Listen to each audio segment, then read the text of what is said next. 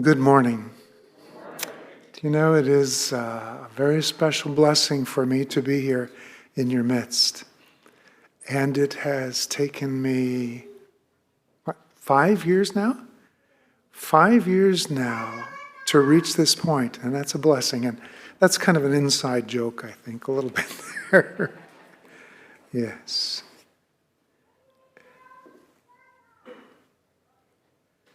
How life has changed. I especially love the music.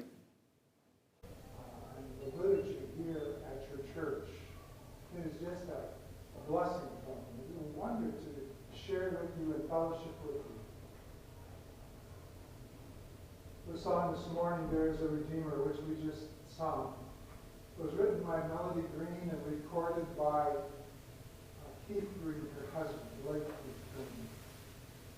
That couple was very influential in my life as a new Christian growing up. Back in the 1970s and 1980s. Even into the 60s before that, when I was still a teenager. What I wanted to share with you today is a message entitled "CRUMBS from the Table."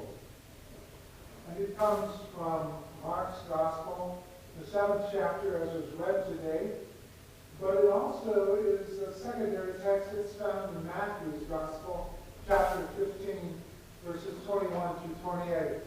Just a little difference, a little nuance there in Matthew's presentation. Jesus is leaving Jerusalem. He's moving into Gentile territory, into Sidon and Tyre. These are Canaanite cities.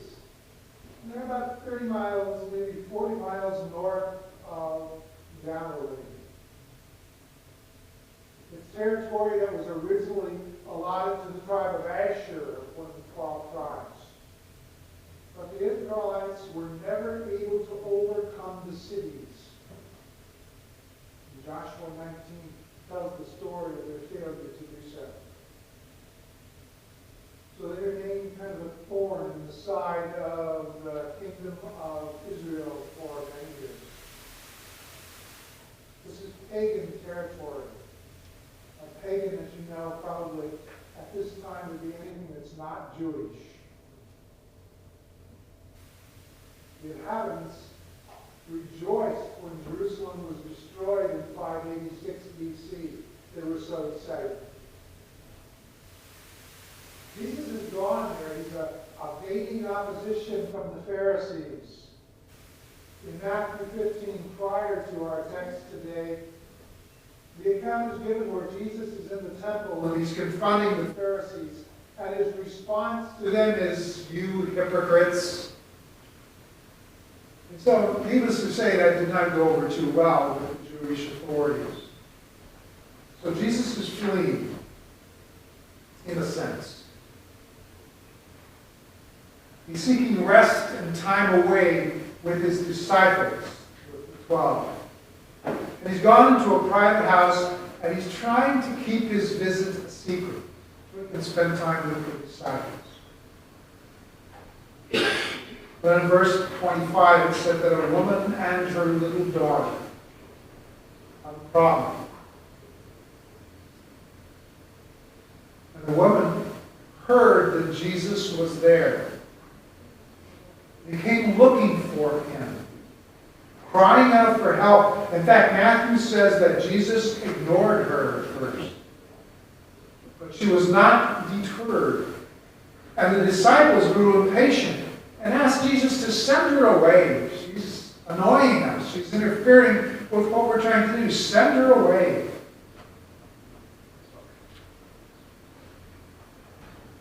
She comes and she falls at Jesus' feet and worships him. "Lord, Son of David." Are we all? Simon, you are correct. When the pastor's away, the deacons can play, don't they? And they're moving me to another lectern.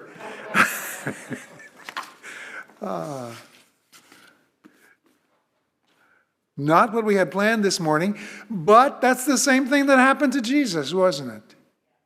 What he had planned spending time with his disciples did not come about, or was interrupted at least, briefly. This woman comes and falls at Jesus' feet, and she worshiped him, and she said, "Lord, Son of David, have mercy on me."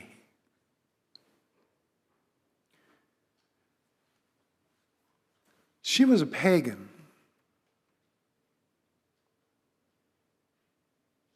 She was not a Jew. She didn't completely understand the Jewish religion. Yet she recognized that this man standing there was the Jewish Messiah, even though it was not part of her belief system. She recognized him. There was something different about him, when the Jews did not. The Pharisees, even the common people, did not. In fact, neither did the disciples at times recognize who he was.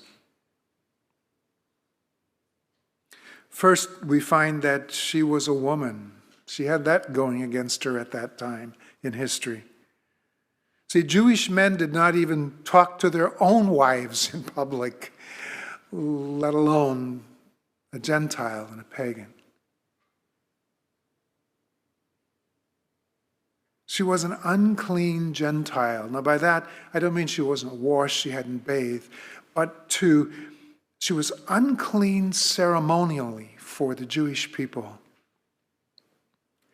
Contact with anyone who was a Jew would make that person unclean also, and then they could not participate in the ceremonies in the temple. Yet she comes begging Jesus to heal her little daughter. And she did not waste time.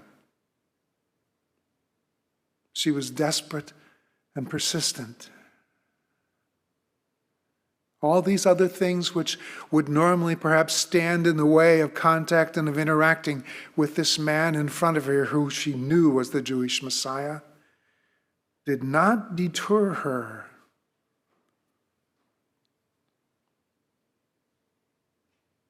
She was desperate. Remember her daughter, who needs healing. She was persistent. She was asking for something she knows she does not deserve. Matthew says she said this, "Have mercy on me. Master, have mercy on me." Well, Jesus responds to her with a parable in verse 25 of our text. It's not fair to take food from the children and give it to the dogs. I think my response might have been, "You're calling my little daughters dogs?" And a dog was a common Jewish term for Gentiles. They were not thought highly of by the Jewish people at this time, at least those who were affiliated with the religious system, the temple system. But that's not what Jesus is saying here.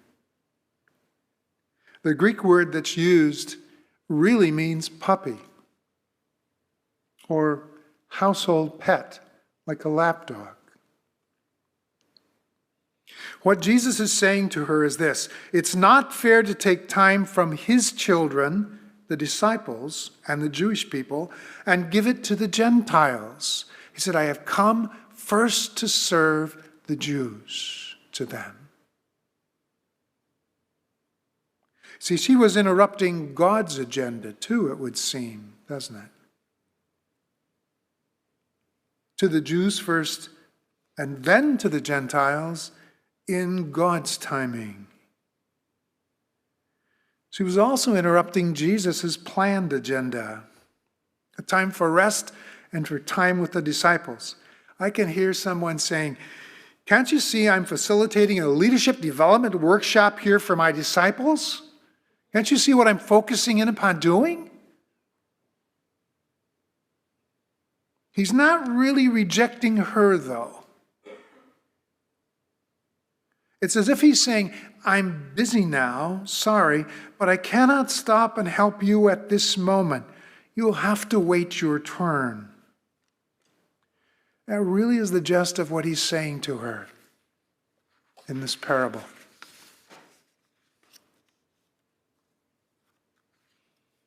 And then in verse 28 of our text, she understood the parable and turned it right back on him.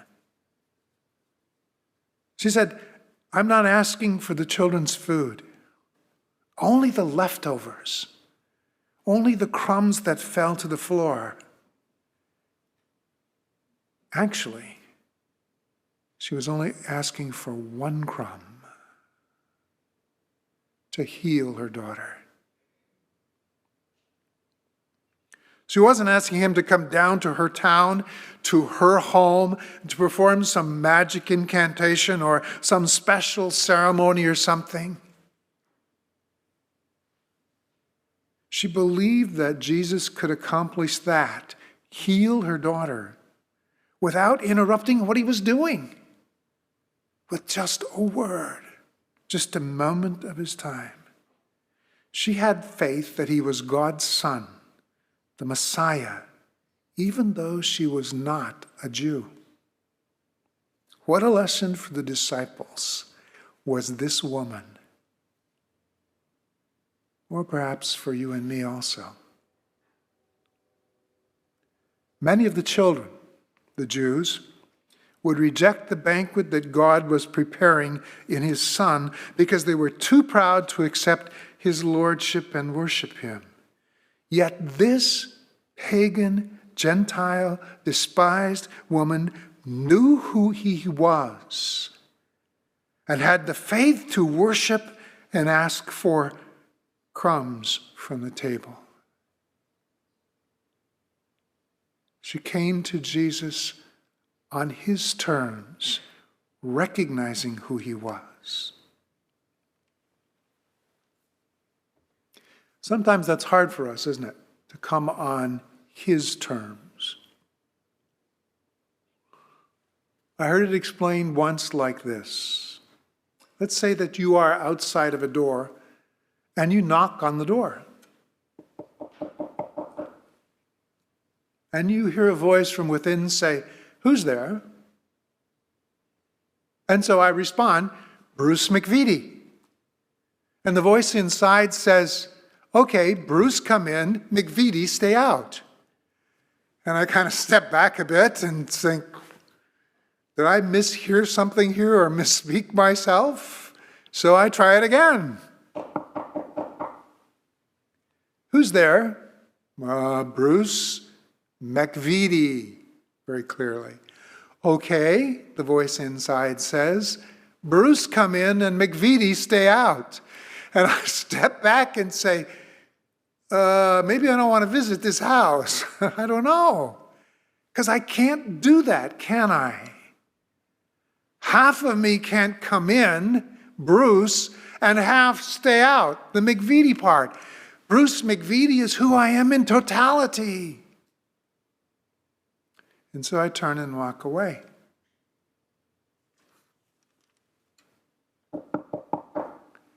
Who's there? Jesus Christ, Lord and Savior. Okay, Savior, come in. Lord, stay out. Savior, the one that is going to help me deal with my guilt and the sin and the feelings that I have inside, that comes in. But this lordship thing, maybe that better stay at a distance right now and stay outside. Savior, come in. Lord, stay out.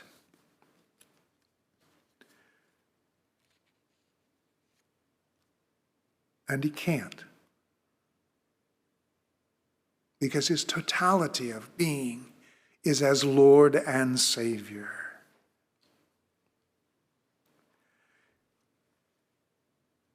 She came to Jesus on his terms, not hers. So the response that she receives from Jesus is this: "Woman, for such a reply, you may go. The demon has left your daughter." Calls her woman, "Oh, woman." It's the same term that he used to his mother in John chapter 2 at the wedding in Cana. Matthew records Jesus saying to her, "Great is your faith." Jesus was delighted by her faith and her understanding. She understood his lordship, that as a Gentile woman, she had no right to expect anything from the Messiah. None, nothing. Her request was for mercy. Her faith, persistence, humility were rewarded. In verse 30, the text records she went home and found her daughter was healed. The power of Jesus transcended distance, but the healing was almost secondary to this encounter. The power of Jesus also transcended culture, her sex, her nationality, and her religion. She does not deserve anything based upon who she is, yet she receives grace. What is grace? What is it? It's not a blue-eyed blonde. What is grace? Well, the Greek is charis. And Michael Card, the singer, songwriter, and theologian, defines charis, grace, this way: when the one from which I have the right to expect nothing gives me everything. Let me repeat that. When the one from which I have the right to expect nothing gives me everything. No barrier can keep Jesus from reaching us except our pride and unwillingness to accept him on his terms as Savior and Lord.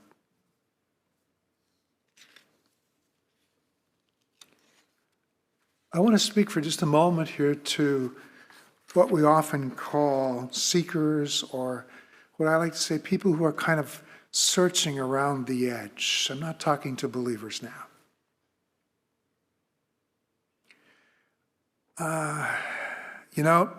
To seekers. Sometimes it's difficult to get past church people, isn't it? It is. We can raise obstacles to your search like the dismissive attitude of the disciples themselves, like they displayed towards this woman. But if you are circling the edge, or you're seeking, you're inquiring at this moment, don't dismiss Jesus or his good news because of his followers. Please don't. We Christians aren't perfect. We will often disappoint or discourage you.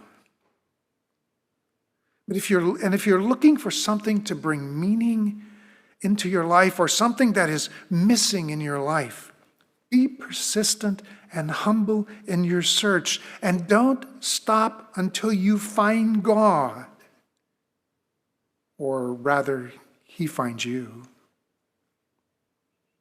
And after you encounter him, try your best to be as generous and as loving to others as he will be to you. Now, for those who are believers, again, back. Next Sunday is Communion Sunday. And I want you this week to think about something. Now, I'm not dismissing the healing of the little girl at all. But perhaps the central message in this passage is the faith and persistence of this Gentile woman who asked for and received crumbs from the table.